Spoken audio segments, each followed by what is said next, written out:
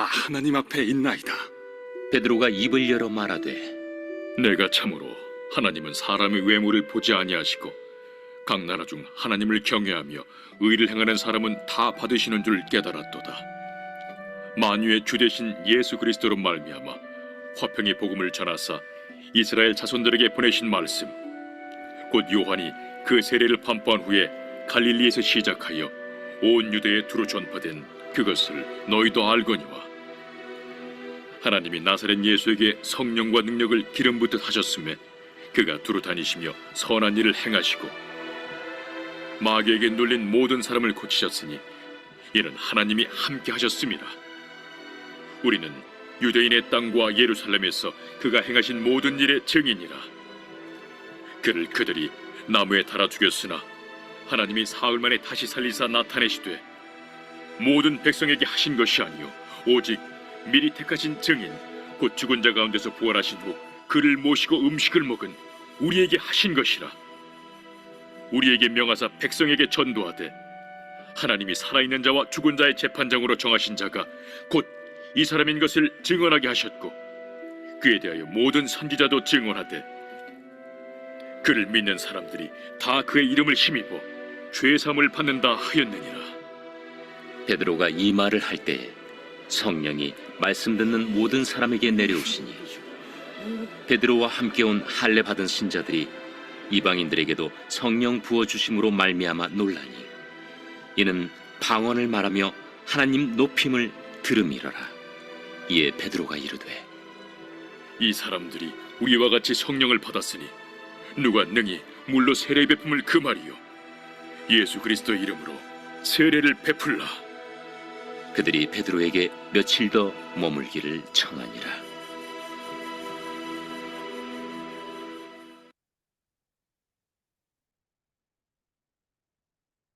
오늘 본문의 말씀은 고넬료가 성령님의 임재를 체험하는 이 말씀입니다. 베드로는 고넬료의 요청으로 고넬료 가족들과 또 친구들에게 예수님의 말씀을 전하게 되었습니다. 고넬료의 요청으로 말씀을 전할 때 먼저 베드로는 자신의 깨달은 것을 말하게 됩니다. 우리도요, 베드로와 같이 깨닫는 신앙이 있었으면 합니다. 복음을 전하거나 또 예배를 드리거나 기도하고 말씀을 읽을 때 또 말씀을 듣는 중에 깨닫는 은혜가 있어야 됩니다. 깨닫는다라는 것은 영적으로 깨어있다라는 것입니다. 하나님에 대해서 더 깊이 알아가고 더 많이 알아가는 이런 영적인 깨달음이 있어야 되는 것입니다. 영적인 깨달음이 없을 때는 영적으로 잠을 자고 있는 이런 상태인 것이죠. 영적으로 깨어서 늘 하나님에 대해서 깨달음이 풍성한 축복이 있으시기를 바랍니다. 베드로는 하나님의 뜻을 깨닫게 되었다라고 고백합니다.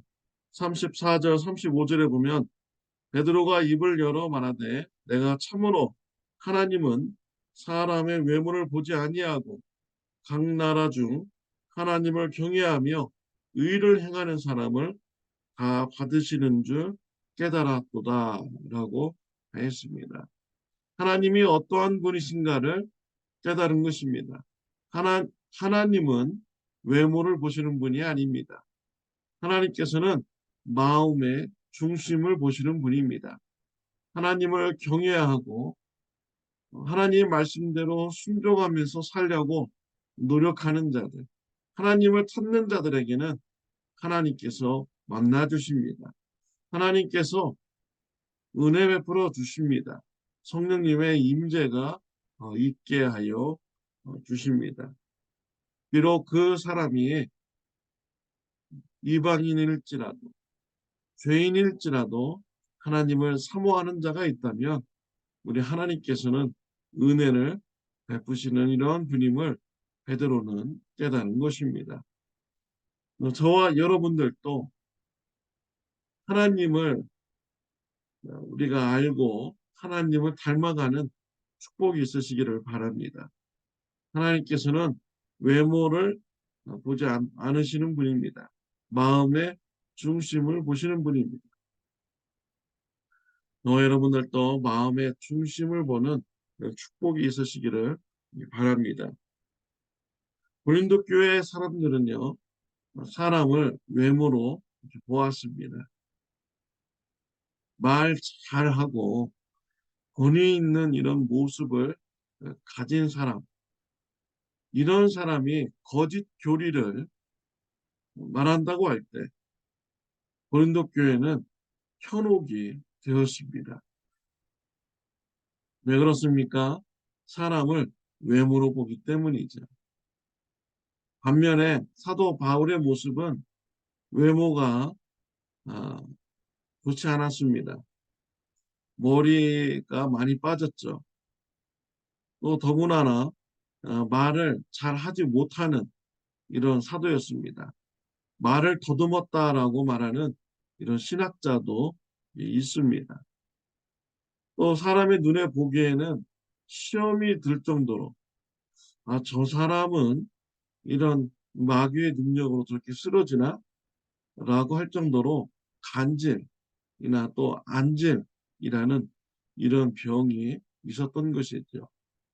말씀을 전하다가 간질병이 나서 막 쓰러지고 입에 거품을 물고 막 이러는 거예요. 그러다가 일어나서 또 말씀을 전하고 이러면은 듣는 사람들이 저 사람은 정말 성령님이 충만한 사람인가? 아니면 마귀에게 쓰임을 받은 사람인가?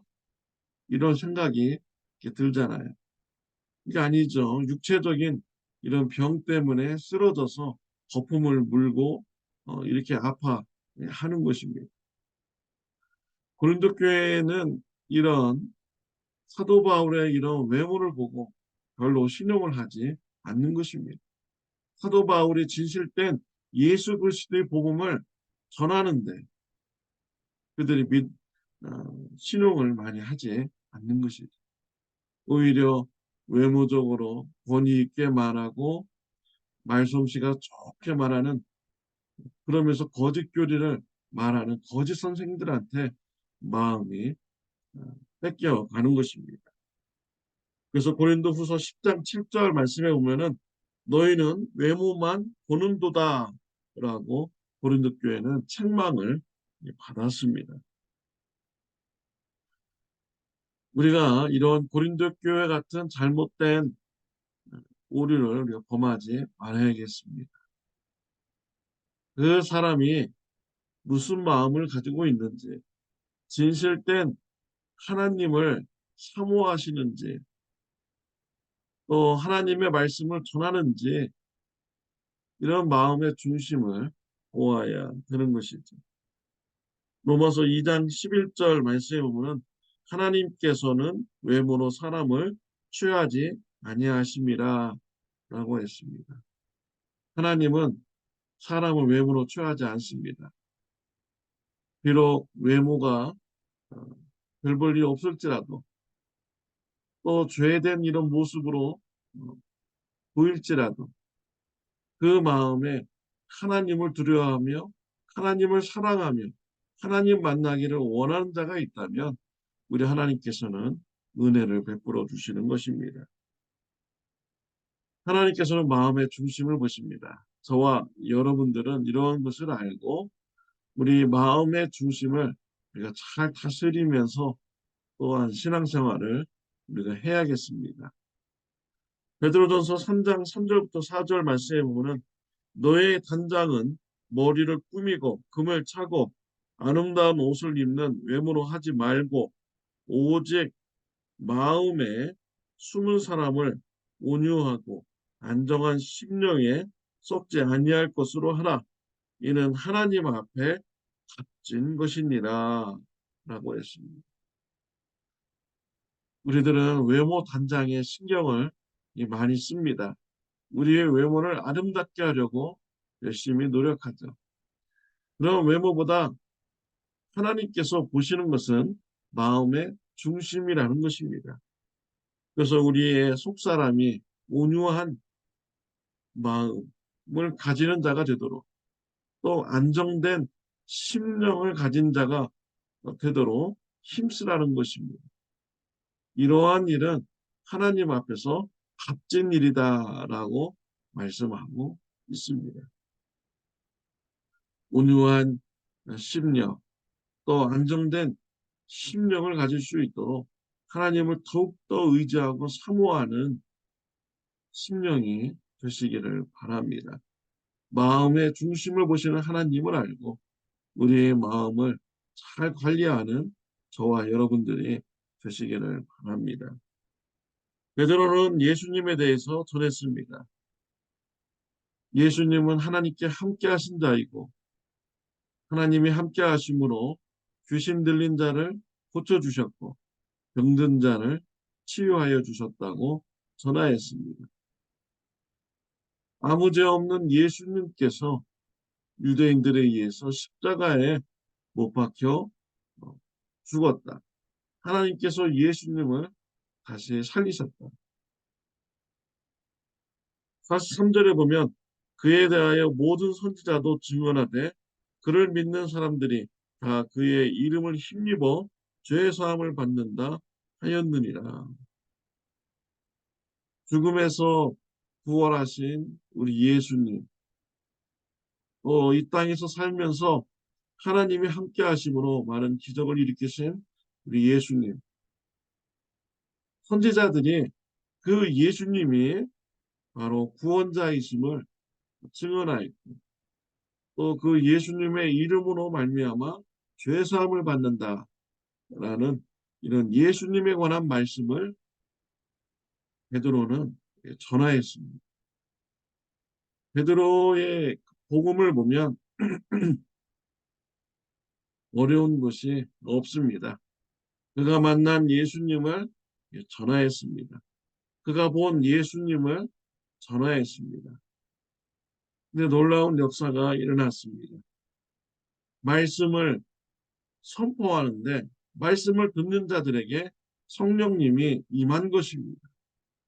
말씀을 듣는 자들이 갑자기 방언을 하기 시작한 것입니다. 성령님이 임재하였다는 이런 증거인 것이죠. 예수님에 대한 말씀을 우리가 단지 전할 때 하나님께서는 그때 역사하여 주십니다. 우리가 심오한 말을 하지 않을지라도 내가 만난 예수님, 내가 본 예수님, 내가 믿는 예수님을 전할 때 우리 하나님께서는 같이 하여 주시고 같이 역사하여 주시는 것입니다. 성령님이 고넬료와 친척들과 친구들에게 임할 때 베드로는 놀라게 됩니다. 이방인에게도 임하는 성령 하나님에 대해서 놀라게 됩니다. 우리 하나님은 외모로 사람을 취하지 않습니다.